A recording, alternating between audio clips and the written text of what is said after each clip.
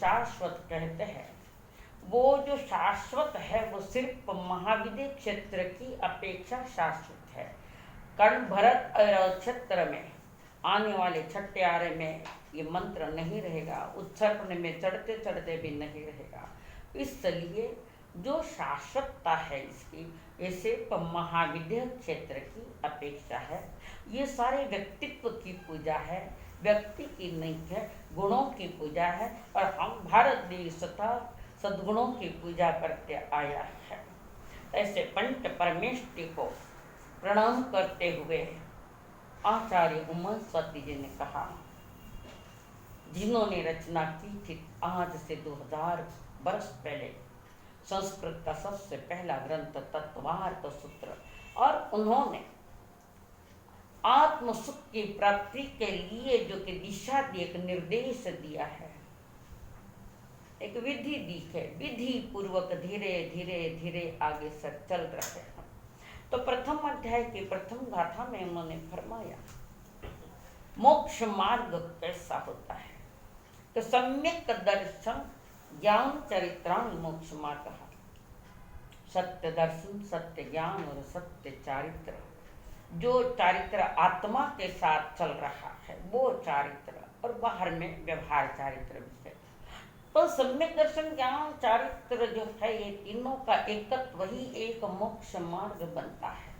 ये सम्यक शब्द अत्यंत महत्वपूर्ण। मैं इसलिए वापस पीछे आई हूँ कि आपको पहले वापस भूल जाओगे, तो मैं थोड़ा सा उसको ये कर लेती, रिविजन कर लेती, थोड़ा ज़्यादा नहीं करूँ, थोड़े थोड़े में। तो सम्यक दर्शन, ये सम्यक जो शब्द है, इस सम्यक शब्द के कारण हमारा जो मिथ्यात्व है उसको हटाने वाला है, अज्ञान को हटाने वाला है, तो वो ज्ञान सम्यक है। और कषायों की निवृत्ति का सूचक है सम्यक शब्द। दर्शन ज्ञान चारित्र की प्रशंसा वाला या सूचक करने वाला ये सम्यक शब्द है। तो सम्यक दर्शन ज्ञान चारित्राणि मोक्ष मार्ग, मार्ग एक है, मार्ग एक है, मंजिल एक है, उसके कारण तीन है, और मार्ग तीन नहीं, मार्ग एक ही है। सम्यक दर्शन, सम्यक ज्ञान और सम्यक चारित्र। तो इस व्यवहार स्वरूप क्या है दर्शन का थोड़ा बताती हूँ। दर्शन का जो व्यवहार बता रखे है कि 7 तत्वों का सही श्रद्धान होना, 7 तत्वों का सही श्रद्धा, श्रद्धा ने जो एक एक तत्व है, जैसा ज्ञानियों ने अनुभव किया है और ज्ञानियों ने अपनी देशना में या जिनकी जिनवाणी में जो आया है, जैसा वस्तु का स्वरूप है वैसा अनुभव करना। इसलिए सम्यक श्रद्धान हो, जैसा है वैसा, हम कहे जैसा नहीं, ज्ञानियों ने जैसा अनुभव किया वैसा जो कहा है, तो ये सम्यक शब्द है। तो यहाँ पर व्यवहार का क्या है कि 7 तत्वों का सही श्रद्धा, सही पक्का भरोसा, अनुभूतियाँ।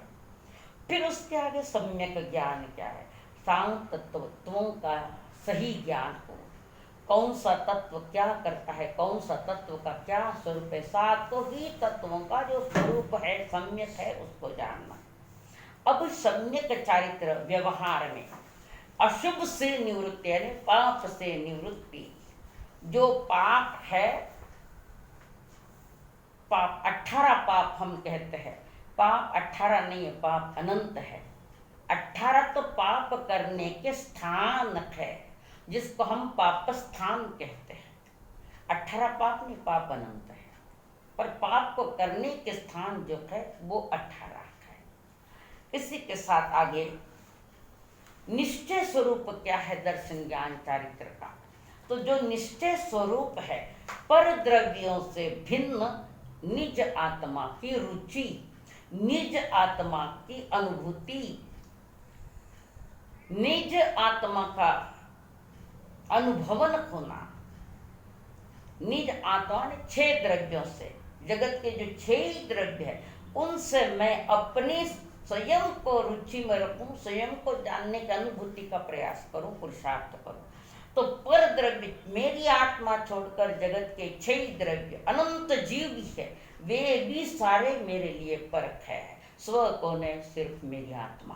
अध्यात्म जगत, जो अध्यात्म जगत में आत्मा को लेकर बात होती है अधिक। और उसके बाद पर द्रव्यों से भिन्न निज आत्मा का ज्ञान प्राप्त करना। पर द्रव्य 6 द्रव्य, निज आत्मा का ज्ञान जानना, प्राप्त करना। और सम्यक चारित्र जो है पर द्रव्यों से भिन्न आत्मलीनता, निज आत्मा में लीनता। पहले तो आत्मा की रुचि, और रुचि आई तो उसको जानना, और जानने के बाद उसी में लीन होना, जिसमें लीन होना आवश्यक है, वो है निश्चय चारित्र। ऊपर में जो है वो अशुभ से शुभ में आया है, अशुभ से निवृत्त होकर शुभ में प्रवृत्ति। और नीचे जो आया है निश्चय चारित्र, वो शुभ अशुभ दोनों से ही निवृत्त और शुद्ध में प्रवृत्ति। तो शुद्ध चलता है निज आत्मा के साथ, और शुभाशुभ चलता है मन वचन काया के साथ। तो दोनों ही आवश्यक है। बाहर में शुभ चलता है, भीतर में शुद्ध परिणाम होते हैं, ये अलग अलग है। तो यहाँ पर जो सम्यक शब्द जो आया है, जो मिथ्यात्व को हटाने का काम करता है, ज्ञान को हटाता है, कषायों को हटाकर स्थिरता लाता है। मिथ्या दर्शन ज्ञान चरित्र से बचाने वाला। मिथ्या दर्शन यानी झूठी धारणाएं, खोटी मान्यताएं, जगत का जगत के एक परमाणु को भी मेरा मानना ज्ञानी कहते हैं मिथ्या है। हाँ, आप उन चीजों का उपयोग कर सकते हो, पर ये चीज मेरी है, किस जन्म की हुई है अपनी। ऐसे मेरी मेरी क्यों, तो सारा लोग सारा मेरा ही है। ऐसा एक स्थान भी तो नहीं छोड़ा कि जहाँ मैंने जन्म नहीं लिया और परिग्रह इकट्ठा नहीं किया। आज सारे अनादि जन्मों के सारे परिग्रह इकट्ठा करो तो आप स्वयं आश्चर्य कर देंगे कि मैंने कितना इकट्ठा, मेरे साथ तो कुछ भी नहीं चला। तो ज्ञानी जन कहते हैं, तो मिथ्या मान्यता अंधश्रद्धाओं को हटाने वाला ये सम्यक शब्द है। और उसके बाद ज्ञान, मिथ्या दर्शन, मिथ्या ज्ञान और मिथ्या चारित्र से बचाने वाला। अब मिथ्या चारित्र क्या है? क्रोध मान माया लोभ आदि, ये मिथ्या चारित्र। तो इनों से बचाने वाला एक सम्यक शब्द है। तो मोक्ष मार्ग, इस सूत्र का यह शब्द एक वचन है, मोक्ष मार्ग। तो मोक्ष मार्ग है ना, कारण 3 है, मार्ग एक ही है। और इसके उदाहरण हमने पहले दिए हुए हैं। तो मोक्ष मार्ग इस सूत्र का यह शब्द एक वचन है, अतः यह इस बात को सूचित करता है मोक्ष मार्ग 3 नहीं है, तीनों की एकता, एकत्व ही मोक्ष मार्ग बनते। जैसे सामान्य उदाहरण एक थोड़े में कह दूं, जैसे शरबत बनाना है, पानी चाहिए, शक्कर चाहिए, नींबू चाहिए, पर तीनों अलग जगह रख दिए तो क्या शरबत बनता है क्या? अच्छा, 2 अलग जगह रख दिए तो क्या शरबत बनेगा क्या? तो एक से शरबत बनता है क्या? नहीं बनता। तीनों मिलाया शरबत बना, पर ये तीनों विभाजन वाले हैं। पर दर्शन ज्ञान और चारित्र इसमें विभाजन नहीं, कारण ये आत्मा के तो गुण है। इन तीनों को मिलाकर एक मार्ग बनता है मोक्ष मार्ग। संसार के मार्ग तो 4 है, 4 गति के, और मोक्ष का मार्ग एक है। कारण 3 कारण है, कार्य एक है, मार्ग एक है, मंजिल एक है। तो यहाँ पर जो बात रखी है, मोक्ष का अर्थ है सुख की पूर्णता, और मार्ग का अर्थ है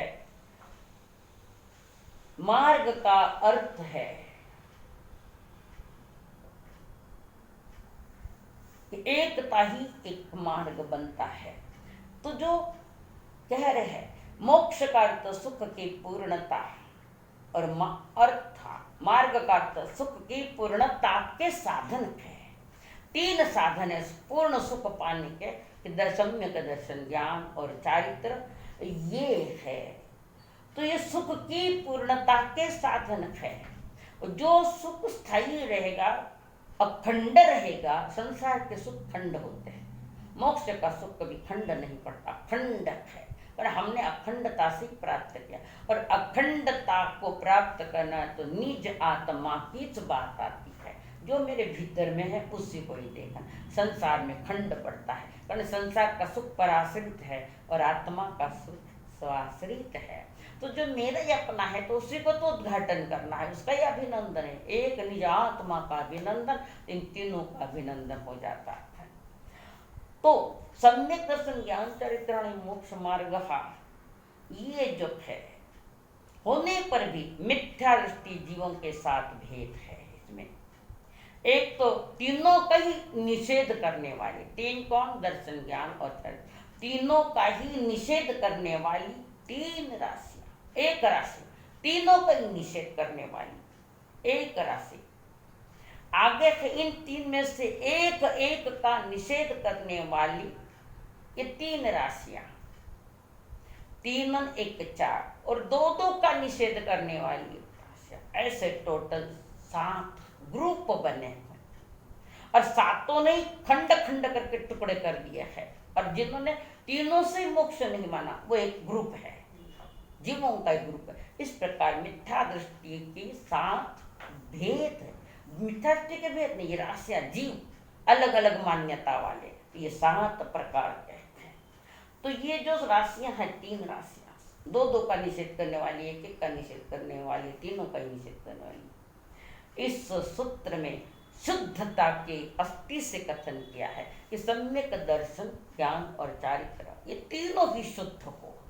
दर्शन शुद्ध है तो ज्ञान शुद्ध है, ज्ञान शुद्ध है तो चारित्र शुद्ध है, और इस सिद्धि का काम करने वाला सम्यक दर्शन है। अब ये दर्शन, ज्ञान और चारित्र तीनों तो आत्मा के ही गुण है, तीनों ही आत्मा के गुण है, पर तीनों को अखंड आत्मा के एक एक गुण को हमने पकड़ा है। दर्शन, ज्ञान और चारित्र खंड के समझाने के लिए, वक्तव्य में खंड है, वस्तु में खंड नहीं। तो जो अखंड है उस अखंड को हमने खंड करके बात रखी है। दर्शन, ज्ञान और चारित्र 3 बता, ये तीनों ही अखंड में है। तो जो अखंड में है उसके हमने जो भेद किए, 3 खंड किए हैं, तो ये जिसके है उसी के निकले हैं। आत्मा में है तो आत्मा की उस बात को, अखंडता को समझाने के लिए हमने 3 भेद किए हैं कथन में। इसलिए इसको कहते हैं व्यवहार। भेद व्यवहार में होता है, निश्चय में भेद नहीं। निश्चय अखंड है और भेद में खंड है, क्योंकि शिष्य अज्ञानी है, अखंड से समझ नहीं पाता। तो समझाने के लिए इसके भेद की है। सद्भूत यानी सत्य है, सद्भूत व्यवहार में। जैसे पुद्गल के लिए अगर हम सद्भूत व्यवहार बनाए तो वर्ण, गंधर्व, रस, स्पर्श उसी के गुण है। तो जिसको हमने खंड करके बताया तो उस द्रव्य के लिए वो सद्भूत व्यवहार नहीं बनता। अब राग द्वेष को अगर मैं मेरा कहूँ तो ये असतभूत है, कारण राग द्वेष मेरा स्वभाव नहीं है। ये पुद्गल के पर्याय है, पुद्गल की अवस्थाएं राग द्वेष। तो अगर मैं अपने क्रोध, मान, माया, लोभ, कर्म वाला कहूँ तो नहीं है। ये परद्रव्य से आए हैं, ये पड़ोस से आए नहीं मैंने बुलाए हैं। हमने बुलाया, अपने घर में ला के रखा है, मेरे मेरे करके हर जन्म में जूते खाए हैं, हर जन्म में पराधीनता भोगी है, हर जन्म में देह दुख पाया, क्लेश पाया है। अब का एक अवसर मिला, कोई मनुष्य जन्म का और जिनवाणी की संगत मिली है, तो ज्ञानी जन कहते कि तुम वस्तु का स्वरूप जानो, समझो, समझे बिना अलग नहीं किया जा सकता कभी। कोई चीज मेरे लिए योग्य है या नहीं है, इसको जानने के लिए आपको परख तो करना पड़ेगा, बराबर परख करना पड़ेगा। जो मेरे हित में है उसको हम पकड़ेंगे। आगे जाकर सम्यक दर्शन का उन्होंने लक्षण दिया, तत्वार्थ श्रद्धानम सम्यक दर्शनम। तत्वों की श्रद्धा होना वो सम्यक दर्शन का लक्षण है। तो आगे उसके आगे 7 तत्वों की जानकारियां दी है, कौन सा तत्व क्या करता है, कौन सा तत्व, इसकी जानकारियां दी है 7 तत्वों की। उसके आगे, उसके पहले उन्होंने बताया है कि निसर्गज अधिगमज, जो अपने स्वभाव से, पूर्व परिणामों से जो सम्यक दर्शन होता है वो निसर्ग यानी स्वभाव से होता है। और दूसरा है अधिगमज, जो गुरु के चरणों में बैठकर हमने सीखा है, समझा है, वो है अधिगमज। अब ये जो सम्यक दर्शन, ये 7 तत्वों की जानकारी आपको दी गई थी, क्यों दी? कि जीव को अपनी भूल से, अनादि से अनादिकाल से स्वपर स्वरूप के संबंध में भ्रांति है। कैसी भ्रांति है? शरीर मेरा है। कहाँ से लाया? आए तो कहाँ से लाया? आपका लाया कहाँ से? माँ बाप के आया है, माँ बाप से आया। आप अपने संस्कार लेकर आए, आत्मा और आत्मा के साथ जो कर्म संस्कार वो लेकर आए, बाकी मटेरियल यहाँ मिला है। तो जो दूसरों से मिला है तो आपका कैसे हो सकता है? कैसे हो सकता है? जो यहाँ से लुटाए ना आपने, तो यही लौटाना पड़ेगा। जैसे हमारे मोदी जी कहते हैं, जिन्होंने लुटा है उनको लौटाना पड़ेगा। तो परमात्मा महावीर यही कहते हैं, जगत से जो भी तुमने लूटा है मेरा मेरा करके, वो यहीं लौटाना पड़ेगा। और आपकी जो शुद्ध दशा है, परम शुद्ध दशा, जो सिद्ध भगवान, उनका अपने पास है, जो स्वभावगत है। बाकी हमारा कुछ भी नहीं है। तो जो मेरा ही है, तीन काल में सदैव मेरा रखा है और मेरा है तो मेरा ही रहेगा, उसको पाने का पुरुषार्थ करने की और संकेत दे रहे उमा स्वाति जी आचार्य। वे समझा रहे आपको आपका प्राप्त करने में कोई प्रॉब्लम नहीं पड़ा। आप दूसरों को भी मेरा करके बैठोगे तो तुम्हें संसार में रहना पड़ेगा तब तक। तो जो तुम्हारा है नहीं उसको पूरा छोड़ के संस्कारों को भी तोड़ना पड़ेगा, और परिग्रह अंतरंग में जो परिग्रह है उसको भी तोड़ना पड़ेगा। तो ये परिग्रह मिथ्या, तव्रत, प्रमाद, कषा, योग आदि सारे परिग्रह है। पर मैंने कल भी कहा था कि सिद्धों के पास जितना है उतना ही मेरा है। इसके आगे मेरा एक परमाणु भी इस जगत में नहीं, कोई चीज मेरी नहीं। पर मेरी मेरी मेरी मेरी करने की आदत जो पड़ गई अनादि से, वो आदत इतनी जल्दी छूटती। उस आदत को छुड़वाने के लिए महान आचार्य ने महान प्रयत्न किया। अनंत अनंत वंदना उन तीर्थंकर देवों को, जिन्होंने सत्य का सारा झरना बहाया है। और उस झरने में नहाए गणधरों ने वो झरना आगे भेजा जो आचार्य तक आया है। और आचार्य ने यथाक्रम आगे आगे फ्लोइंग किया। कितने उन महापुरुषों के हम पर उपकार है, पर हमारे दिमाग में तो यही है कि उसके उपकार मेरे पर है। किसके उपकार? दुनिया में किसने तुम पर उपकार किया है? देव गुरु धर्म के सिवा और कुछ नहीं, किसी ने उपकार नहीं किया। यह अध्यात्म जगह है तो देव गुरु धर्म ही पकड़। अब लोक जगत में किसी ने कोई सहयोग दिया है तो बाबा आपके उपकार ये मानना पड़ेगा, कारण ये लोक व्यापार है और वो भी मानना पड़ेगा। नहीं माना तो तुम बेईमान हो जाओगे, अनित्य वाले हो जाओगे। तो वहाँ की जगह जहाँ की चीज वहीं शोभा देती। कोई बात कहना है तो बाहर के अगर कहो तो लोक जगत कहना पड़ेगा, और अंदर की कहो तो आत्म जगत कहना पड़ेगा। आत्म जगत कहता है तुम्हारा यहाँ कुछ नहीं, जो तुम्हारा अपना स्वरूप है वही तुम्हारा, बाकी कुछ नहीं। अब लोक व्यवहार में कहना पड़ता है किसी ने उपकार किया है, कुछ सहयोग दिया है, दुख में साथ दिया है, तो हमको कहना पड़ेगा। कारण उन्होंने बाहर में जो टेंशनवादी कम करवा दिए है और अंदर उन्हें चार गति का दुख कम करवा दिया। दोनों के दो कारण है। तो ज्ञानी जन जो कहे रखे हैं कि भाई जो भी हमने तुम्हें दिया है उसको समझो, ठीक से समझो।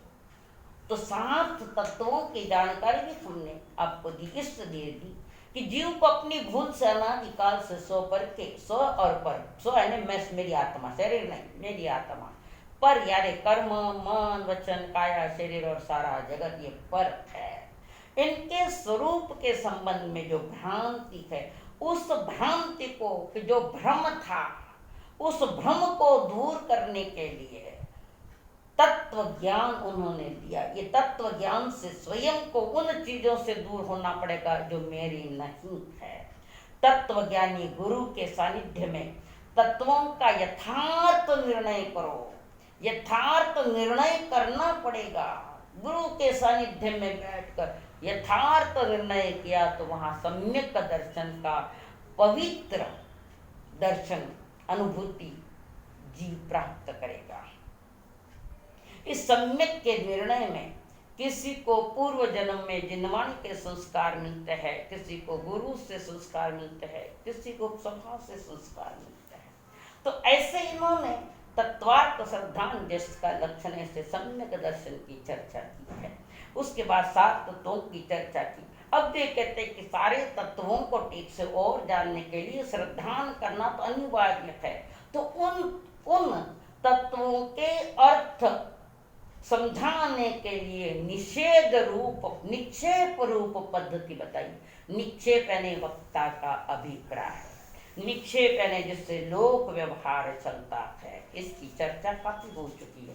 अब ये जो 4 निक्षेप है, नाम, स्थापना, द्रव्य, भाव, तस्तन्यसा, लोक अथवा आगम में, आगम ने शब्द व्यवहार करने की एक पद्धति। किसी को किसी के बारे में जानकारी देना है तो शब्दों का साथ लेना पड़ेगा, तो शब्द लेने पड़ेंगे, शब्द सही समझ में आता है। ये शब्द जो है यही तो श्रुत शब्द है।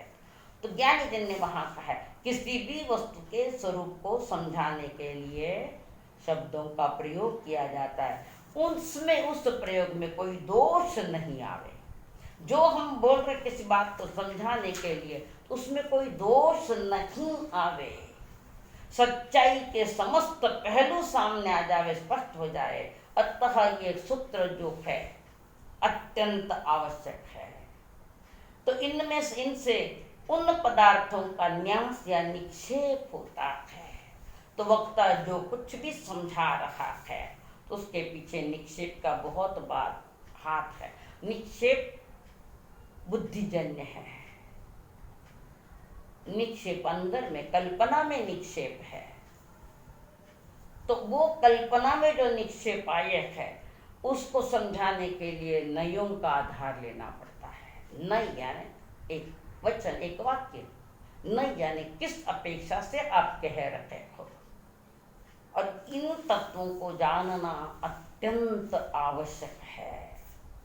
तो यहाँ पर कल थोड़ी चर्चा इसकी भी ले ली थी हमने कि नाम निक्षेप क्या है और स्थापना निक्षेप क्या है। इसकी बात तो हमने कह ही दी थी पहले, 2 दिन हो गए हैं। अब उसके आगे कल जो एक बताइए द्रव्य निक्षेप क्या है। तो द्रव्य निक्षेप है कि जो भूतकाल में कोई घटना घटी है, जैसे तीर्थंकर महावीर, ये भूतकाल की घटना है। आज महावीर का निर्वाण दिवस है, आज है क्या, भूतकाल में। आज महावीर जयंती है, आज है क्या, अतीत की है। अतीत की घटना को वर्तमान में कहकर हम निर्वाण महोत्सव मनाते हैं दीपावली पर, और चैत्र त्रयोदशी, चैत्र शुक्ल 13 के दिन हम मनाते हैं भगवान महावीर का जन्म भया। अब कौन सा जन्म है, परंतु द्रव्य निक्षेप कहता है अतीत की घटना को मैं वर्तमान में मानता हूँ, और होने वाली भविष्य में घटना को भी मैं वर्तमान में मानता हूँ। तो द्रव्य निक्षेप का क्षेत्र बड़ा है थोड़ा, वो अतीत और अनागत दोनों को ही मानता है। जिससे हम कहते आज मेरा जन्मदिन है, कौन सा जन्मदिन है, तो जन्म में इतने बरस हो गए, आज क्या है, पर अतीत की घटना को हमने आज मेरी दीक्षा जयंती, आज दीक्षा हुई, जिस समय वो तारीख तिथि जो थी उसको लेकर आप अतीत की घटना को वर्तमान में कह रहे हैं, और भविष्य की घटना को भी तुमने वर्तमान में कहा है। तो द्रव्य निक्षेप इस बात को स्वीकार करता है। अगला जो भाव निक्षेप वो बहुत सूक्ष्म है, अति सूक्ष्म है, और साधना के मार्ग में भाव निक्षेप का मूल्य है। कारण भाव निक्षेप ये वर्तमान के समय का होता है। केवल वर्तमान अवस्था की मुख्यता से जो वस्तु जिस वर्तमान अवस्था में विद्यमान हो उसे वैसे ही कहना, वो है भाव निक्षेप। जैसे माँ बच्चे से प्यार करती है तो वो माँ है बाकी समय में, जैसा पति पत्नी के साथ जो व्यवहार करता है उस समय वे पति पत्नी, बाकी समय में नहीं। जैसे कोई रसोई कर रहा है तो रसोई करते वक्त ही वो रसोईया है, बाकी समय नहीं है। तो भाव निक्षेप अत्यंत सूक्ष्म है। तो भाव ये हमारे परिणामों की जो विशेषता है वर्तमान में, इसलिए परमात्मा ने वर्तमान समय को ज़्यादा मूल्य दिया है, अतीत अनागत को। अतीत की घटना को समझकर गलतियाँ हुई तो वर्तमान में सुधारना है, और नहीं गलतियाँ, अच्छा काम हुआ तो वर्तमान को लेकर उस काम को आगे बढ़ाना है। और भविष्य में जो काम करना है वर्तमान में उसका चिंतन मनन करना पड़ता है। तो वर्तमान मूल्यवान है, अतीत अनागत मूल्यवान नहीं है। हमारे सामने सिर्फ आज एक वर्तमान, एक समय, समय समय जो भविष्य था वो वर्तमान बन के भूतकाल में जमा हो गया। पर निश्चय में देखें तो एक ही समय है वर्तमान का, अतीत अनागत कुछ भी नहीं, ये निश्चय है। अतीत अनागत कुछ न होते, वर्तमान में जो हमारे परिणाम है वो परिणाम वर्तमान में जो भी अच्छे बुरे परिणाम है तो वर्तमान के परिणाम के साथ कर्म बंध होता है, या शुद्ध परिणाम हो तो कर्मों की निर्जरा होती। संवर कहो तो भी वर्तमान का, निर्जरा कहो तो वो भी वर्तमान की, आश्रव कहो तो भी वो भी वर्तमान का, बंद कहा तो वो भी वर्तमान में है। जो भी घटना होती है वो सब वर्तमान की है। तो अतीत और वर्तमान, अतीत अनागत कुछ नहीं कहते, सिर्फ वर्तमान की वे बात कहते कि वर्तमान में जो कार्य हो रहा है उसको ही लेकर भाव निक्षेप मानता है। भाव निक्षेप वर्तमान का है, द्रव्य निक्षेप अतीत अनागत को लेकर है, स्थापना निक्षेप तदाकार अतदाकार को लेकर है, और नाम निक्षेप जाति गुण आदि कुछ नहीं देखता। जो नाम रखा गया जैसे लोक व्यवहार चलता है तो वो जाति विषय आदि कुछ नहीं था। महावीर का नाम दिया तो महावीर जैसा पुरुषार्थ होना कोई जरूरी तो नहीं, वैसा पराक्रमी होना कोई जरूरी है। महलों में रहकर उदास से रहना कोई जरूरी नहीं। महावीर महलों में उदास थे, उन्हें जगत में तो उदासीनता दिखी, इसलिए उन्होंने उदासीन को हटाने के लिए भीतर में आसन लगा दिया, निज ज्ञान का आत्मा में आसन लगाया। वो है ध्यान अवस्था, पवित्र ध्यान अवस्था। तो उनके सामने वृद्धि होती गई, वृद्धि होती गई, विकास की यात्रा चलती रहे। वो विकास की यात्रा चरम चोटी पर पहुंचकर केवली बन गए, सर्वज्ञ बन गए, 64 जाति के देवता वहाँ आए। तो महावीर नाम रख दिया कि ऐसा होना चाहिए, जरूरी नहीं महावीर। और मेरा अपना स्वयं का एक कहना है आप सबको, जो भी नाम रखो आदर्श पुरुषों के नाम रखो, कम से कम उस नाम से भी उस आदर्श पुरुष को याद किया जाता, पुरुष को याद भी कर सकते हैं। उन जैसी कभी भावना भी बन जाए, इतने आदर्श हुए हैं तो मुझे भी मेरी आत्मा को आदर्श बनाना। संतों के दर्शन में जाओ तो गप्पे लड़ाने मत जाना, पंचायत करने को मत जाना, मंगल पाठ सुनते हुए इधर उधर देखना मत। आदर्श पुरुषों के चरण में पुण्योदय से मिला है, आदर्श पुरुषों का सानिध्य मिला है, तो मैं स्वयं आदर्श कैसे बनूं इस बारे में जानकारी लेना। और सिर्फ जानकारी लेते मत बैठना, हर साल आया, हर आज आया कल आया वही जानकारी न कही। मुझे क्या करना है और जानकारी लेने के बाद आपको वैसा पुरुषार्थ करना। वीतराग मान का पुरुषार्थ किया है, पर वो पुरुषार्थ भी सम्यक होना चाहिए, सही होना चाहिए, इसलिए संतों के पास बैठे। तो आगमों में जो निक्षेपों का जो प्रयोजन है, कारण है, भीतर के संशय निवारण करने के लिए है, और तत्वार्थ निश्चय के लिए निक्षेपों का कथन है। तो ये तत्व जो है 7 तत्व, उसके बारे में जो कोई संशय होता है, विपर्य होता है, उसको निपटाने के लिए, मिटाने के लिए ज्ञानियों ने निक्षेपों का आधार लिया है। तो यहाँ पर वे कहते हैं मुख्य रूप से शब्दात्मक व्यवहार का आधार, शब्दों का जो आधार दिया है वो नाम निक्षेप, ज्ञानात्मक का आधार स्थापना निक्षेप, तथा अर्थात्मक का आधार द्रव्य और भाव निक्षेप है। एक जानने योग्य वाला है, एक जनाने वाला योग्य है। ये सारे जो निक्षेप है बस तत्वों का सही स्वरूप समझाने के लिए है। निक्षेपों को जानने का क्या फल है? ज्ञानी जन कहते हैं वस्तु के कथन संबंधी दोष दूर होते हैं। एक, वहाँ पानी तुम्हारी दूषित नहीं निकलेगी, यानी असत नहीं निकलेगी, सत्य निकलेगी। कारण तत्वों को आपने जाना है तो वो ही निकलेगा सत्य। और सत्य समझ में आने के बाद असत्य तो वैसे भी छूट जाता है।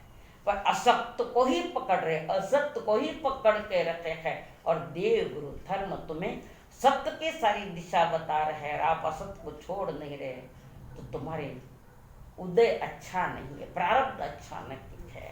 महापुरुषों के पास बैठ कर भी महापुरुष जैसा चिंतन नहीं आवे तो वहां बैठना ही बेकार है, बेकार है, बेकार। सिर्फ लगता है मैं महाराजा के पास जाकर आये, कई करी, कई बार मेरे पास आया महाराजा लाभलो चमासो कट हो, अगलो चमासो कट है, बीरो पेलीरो कट हो, बीरो पेलीरो कट हो, ये पंचायत करन जाओ के बटे। ये नहीं, तुम पूछो अपने जीवन के बारे में, ज्वलंत प्रश्न पूछो, ज्वलंत। थाना परिवार में कौन कौन है? सारा संसार मानो परिवार है, फिर कौन कौन कहिए? ये मुर्दे प्रश्न मत पूछो, ज्वलंत प्रश्न जिससे जिंदगी लाजवाब हो जाती है, आदर्श जिंदगी बनती है। और मनुष्य जन्म का ये सही प्रयोग, नहीं तो मनुष्य जन्म गया, खो दिया। कितने कमाए और कितने आए, कितने इकट्ठा किए, पर चला अकेला। प्रभु कहते तू चल अकेला, चल अकेला, चल अकेला। तो अकेला वो तो एक निजात्मा के साथ चलने वाला वो अकेला है।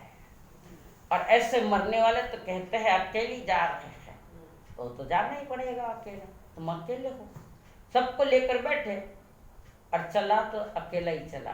किसने साथ दिया तुम्हें? कौन साथ देने?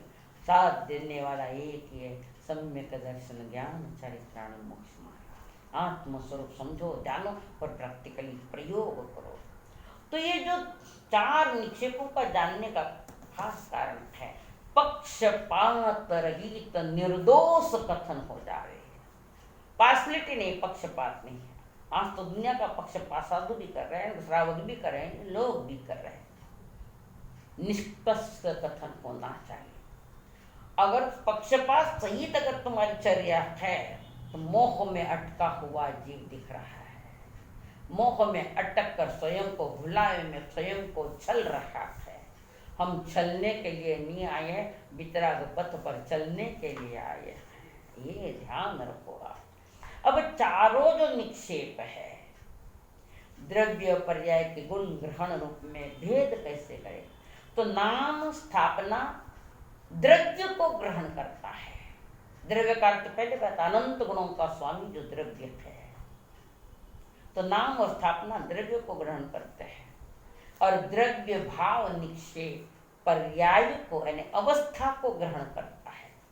नाम निक्षेप में द्रव्य की मुख्यता है, मनोजन्य द्रव्य की कल्पना है। और स्थापना निक्षेप में श्रद्धा मान्य कल्पना है स्थापना में। और द्रव्य निक्षेप द्रव्य के भूत और भविष्य की पर्याय में शब्द की कल्पना करता है।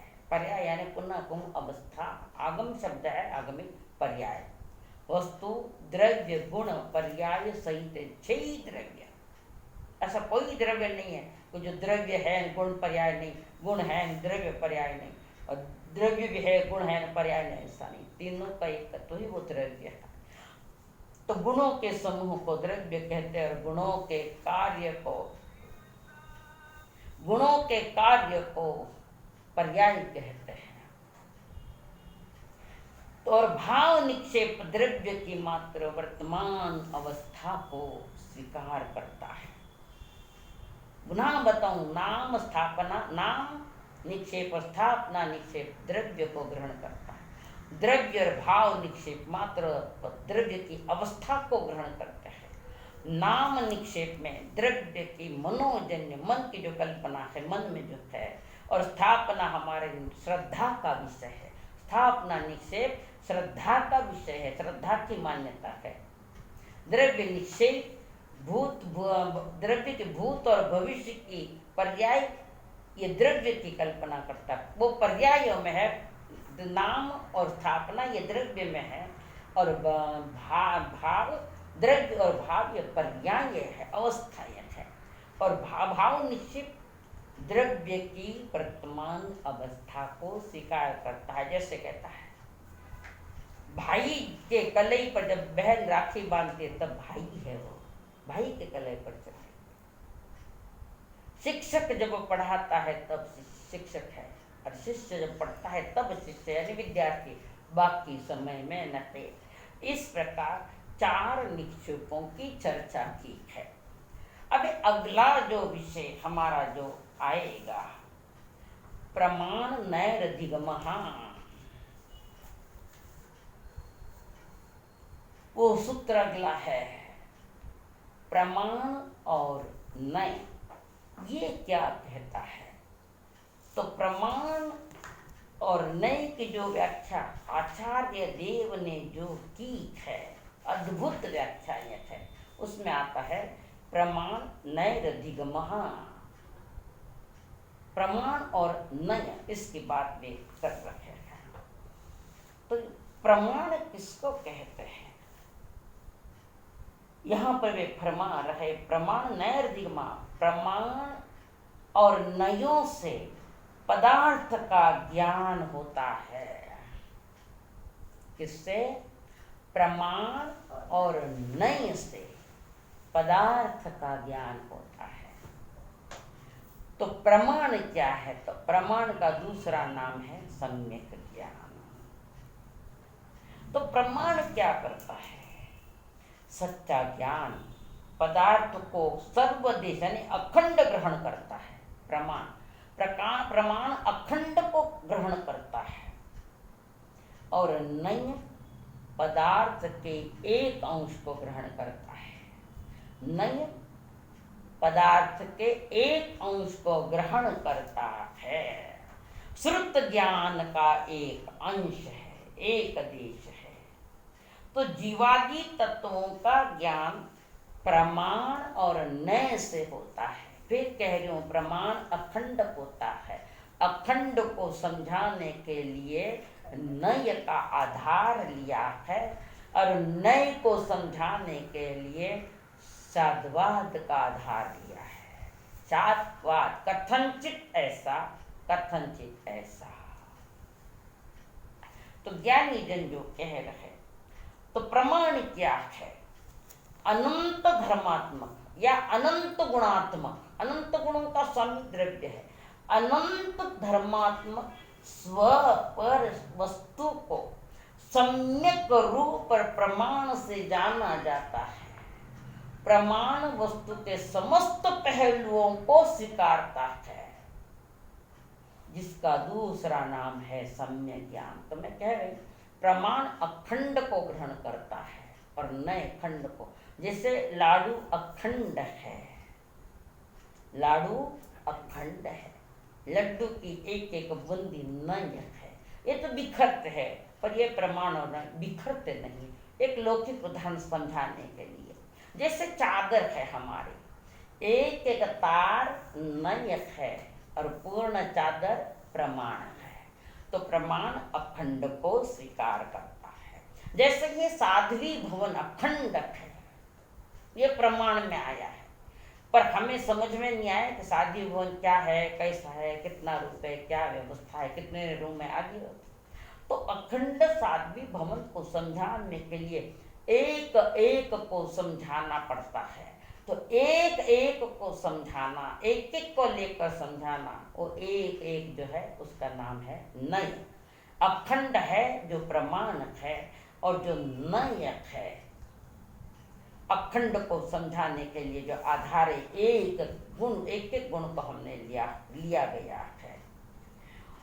तो ज्ञानी जन जो कह रहे हैं कि प्रमाण यानी अखंडता है, वस्तु स्वरूप अखंड है। तो प्रमाण किसको कहते? तो पुनः बता रही हूँ, सच्चे ज्ञान को प्रमाण कहते हैं। सत्य ज्ञान को, जो सकलार्थ ग्राह्य संपूर्ण का ग्रहण करने वाला है, उस ज्ञान को प्रमाण कहते हैं। तो सच्चा ज्ञान किसको कहते? कि पदार्थ के अनुरूप यथा तथ्य, जैसा पदार्थ है, जैसे पदार्थ का स्वरूप है, ऐसा स्वीकार करना, जानना, उसका नाम प्रमाण ज्ञान है। पुनः करो, प्रमाण ज्ञान का दूसरा नाम सम्यक ज्ञान है। बस सम्यक ज्ञान के प्रमाण ज्ञान की चर्चा यथा समय करेंगे। धन्यवाद।